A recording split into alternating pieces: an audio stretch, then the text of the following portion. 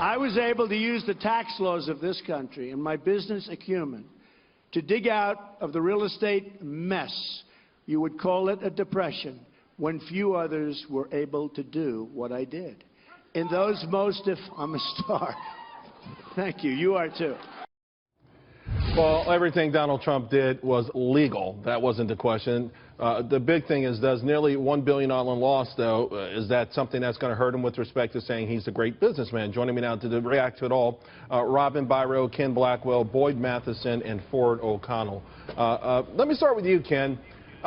Hillary Clinton didn't talk about this being illegal or legal, just saying that it was something that was unfair, despite the fact she did the same maneuver in 2015. Warren Buffett's done very similar things to this, fighting every tax bill he's had tooth and nail, and almost every successful business person has done this. Absolutely.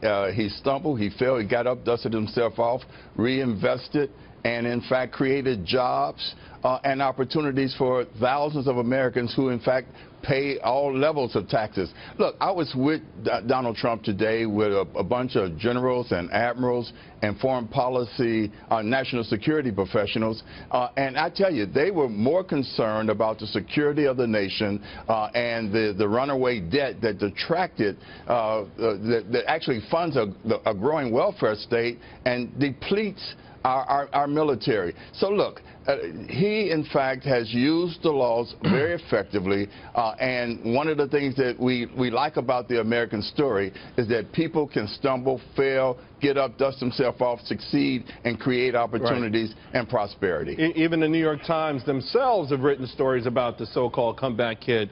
But Boyd, let me ask you this. The question out there is still, though, that should now, with so much of this being exposed and discussed in the public, could now be the right time to release those taxes?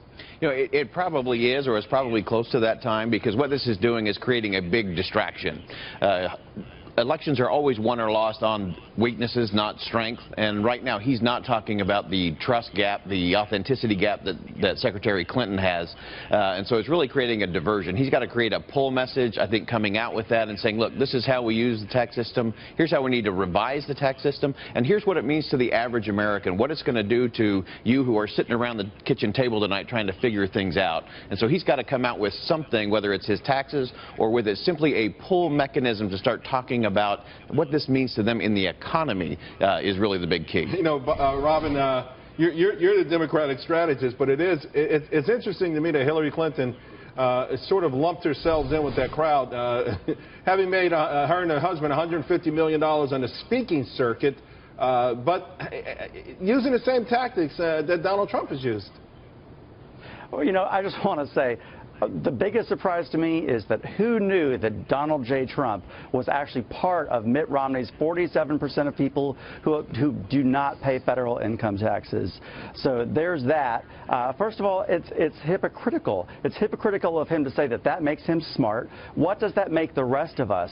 And what does that make able-bodied welfare recipients of sound mind and body who also abuse the system? Does that make them smart? That's where I see the hypocrisy. Ford, let me ask you about that, Ford. I know the Republican Party has been tough on people who've cheated the welfare system for a long time. So Hillary Clinton goes out and says, listen, you make 30 grand, you're partially on welfare, and you maybe get an extra 2 or 3 grand a year. The GOP has raked you over the coals.